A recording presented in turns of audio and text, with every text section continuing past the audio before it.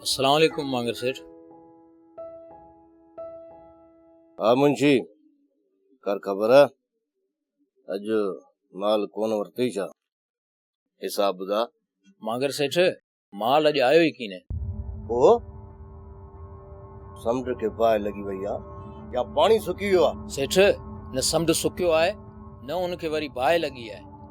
बाहि अलाह ॾिने खे लगी आहे। इहो वरी कीअं? सेठ, अलाह ॾिने मॾी खोली आहे ऐं रेट बि पाखां 10 रुपया मथे ॾे पियो। उन करे सभु माल अलाह ॾिने जी मॾी ते वञे पियो।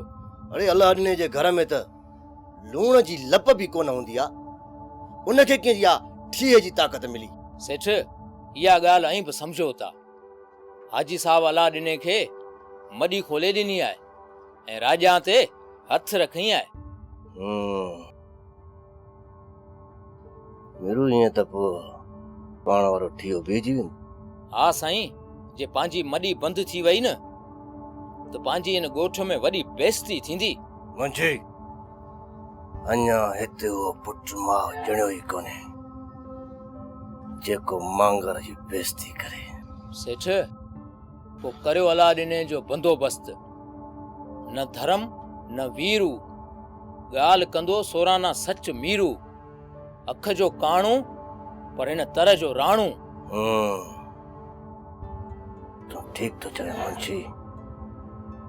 हाणे इन अलाह ॾिने जो बंदोबस्त करणो ई पवंदो।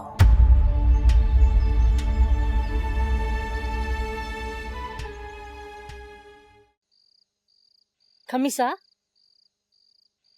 तू वेठो दास्तान ॿुधी, को रेडियो जी टेशन फेर, को ख़बरूं ॿुधूं। ख़बरुनि जो टाइम ख़त्म थी वियो आहे। बाक़ी इहा ख़बर पई आहे त केतिरनि जी मटा सटा जे हलाए ॿिन्ही मुल्कनि जूं ॻाल्हियूं थियण वारियूं आहिनि। अल्लाह करे कि जल्द ॻाल्हियूं थियनि त असांजे माणिक जी बि का ख़बर पवे।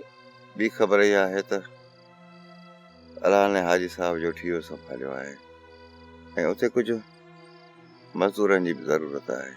पोइ तूं वञ, अधु अलाह ॾिने खे मिनथ कर, मन तोखे उते रखे। पंहिंजे घर में त हाणे की न रहियो आहे।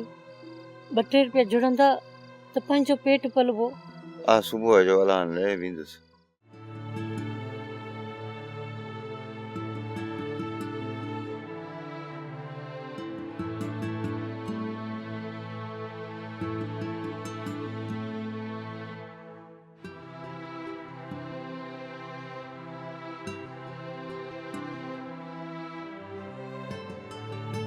बुला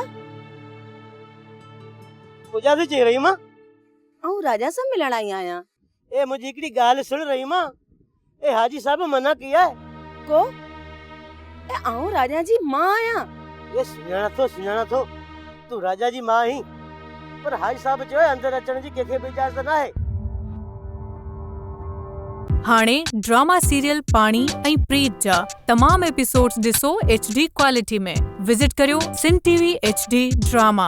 सब्सक्राइब कयो असांजो ऑफिशियल YouTube चैनल सिन TV HD ड्रामा ऐं वधीक अपडेट लाइ बेल आइकन खे क्लिक करियो।